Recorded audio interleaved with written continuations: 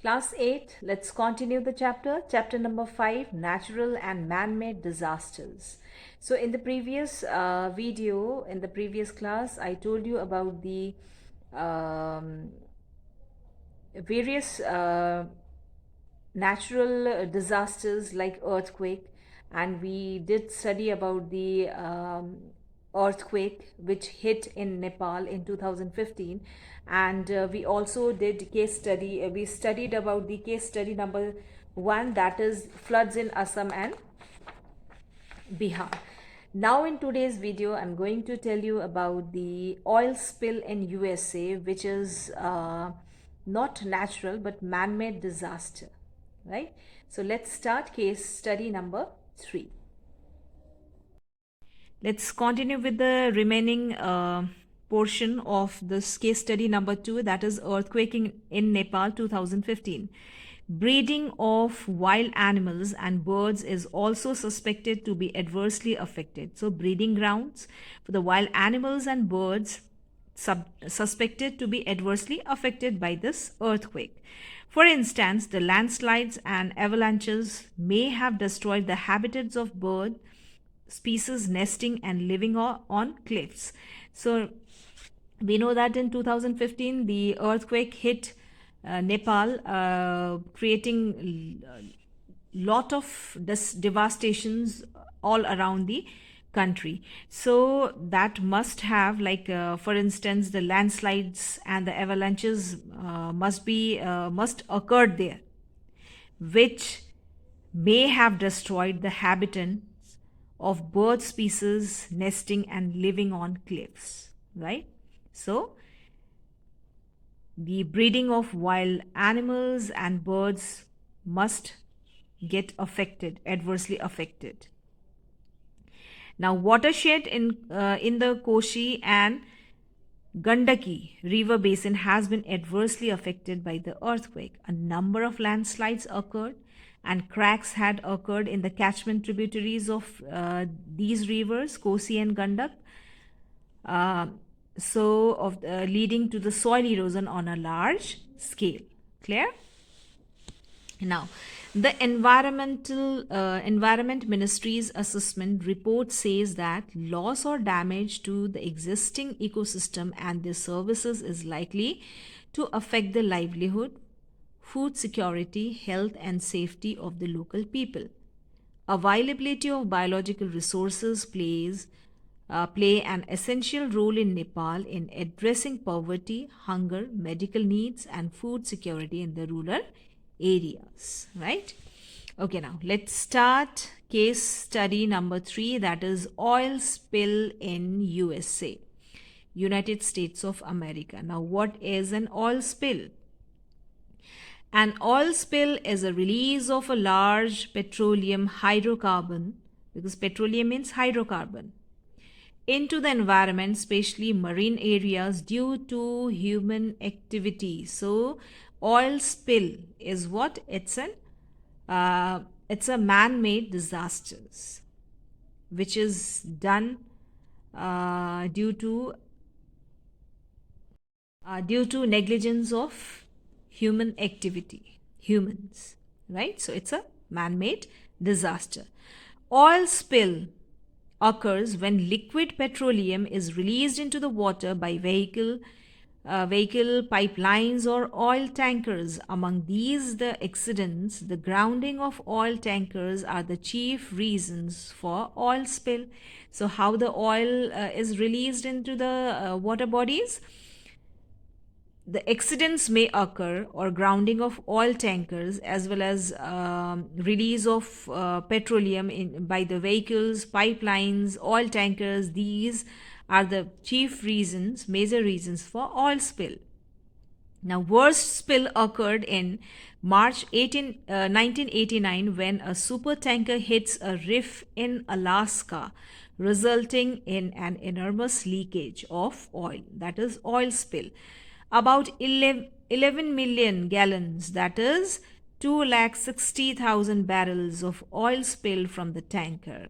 It spread out 900, so the oil spread out to 900 miles of shorelines. The shoreline and neighboring islands are home to deer, bears, seals, otters, whales, birds, and fish, and other aquatic plants and animals. So, these species got affected, right? Adversely affected.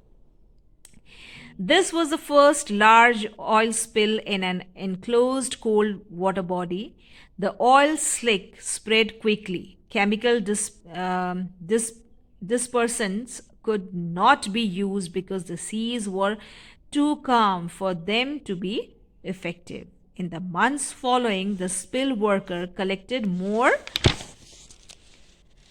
than 36,000 oil birds and more than 1,000 sea otters. The number killed was several times the number found. Right? So, the oil spill which hit the offshore in USA that killed more than several times the number found. When oil spills and mixes with water, it can contaminate drinking water also, killing fish and poison wildlife. Just 1 quart of oil may pollute up to 150,000 gallons of water. So you just imagine just 1 quarter of oil, when it's spilled out into the water body, it's going to pollute 150 gallons of water. Right? So oil is very harmful to shellfish, finfish, marine mammals, and waterfowl fowl who live near the spill. Oil floating on the water contaminate plankton also. So what is plankton? It's a very small swimming and floating plants and animals. So when small fish eat these planktons, they also consume the oil. So oil spill, when it floats, when it spread, so very small the small it gets collected into the plants, and the very small fish, they eat these plants, planktons, and they also consume the directly indirectly they consume the oil. When oil gets on bird's feather, the feathers lose their insulation. Insulation means heating capacity, right? And the bird cannot adjust its body temperature and finally dies. So, oil may obstruct the germination and the growth of marine plants also. So, oil contaminates water, as well as when oil may obstruct means stop the germination, growth of marine plants, right? And it also leads to it also leads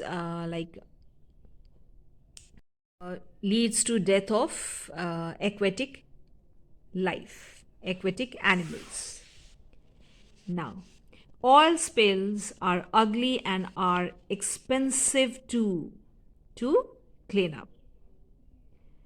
In addition, damage to fisheries places a hardship on those who make their living by fishing. So once the oil spill occurred, it's very expensive. It's very ugly and very expensive to clean up, right? It may seem like you cannot do anything to stop oil spills, but you can. Now, what can we do? If you see oil spill, report it to the government as soon as possible. Now, these are the individuals, or these are the steps taken to be taken by each and every individual. So, if you see oil spill, report immediately to the government. Less oil is used when people conserve energy by driving small cars, using public transportations, or alternatively fuel vehicles or other ways of travel like walking and bicycling. So just encourage like go by walking to a short distance, and use bicycle when you go out or travel some places nearby, and use public transport, right, and other sources of transport like solar or means you need to encourage solar panels, right, to save the energy.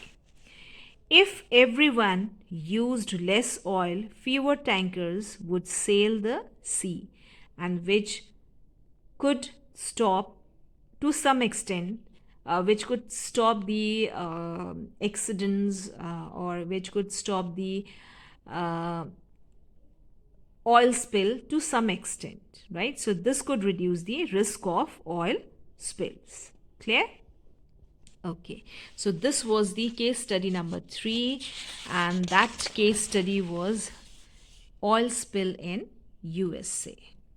Clear? Okay. Okay, children, now turn page number 60 here. So, here are some exercises. Question number C, question number D, and question number E. So these are some of the exercises, like match the column, then fill in the blanks with the suitable word or words. And the third one is, what will be your first step in case of fire, flood, earthquake, and oil spill? So these you are going to do it yourself. I hope you're able to do these exercises as you have already studied the chapter, right? So match the column, do it in book only, no need to do in notebook. Then exercise number D, question number D, fill in the blanks with the suitable word or words. This fill in the blanks also you are going to do in book only, no need to do in notebook. And question number E, what will be your first step in case of fire, flood, earthquake, and oil spill? So here you are going to write it yourself. No need to write, note down, or write in notebook. Do it in book only, right? So here we have completed this chapter. Okay, children, now let's talk about the case study number 4, which is not given in your book. So you people are going to make it yourself. You people are going to have a research work on the in this case study number 4. So the case study number 4 is the burst of glacier in Uttarakhand, Chamoli district, Josimat, right? So keep updating yourself and do some research work and make a report on the topic. Clear, children? This will be your case study number 4. Is that clear? Okay, children, I'll take your leave now. Till then, stay safe, stay healthy. Thank you.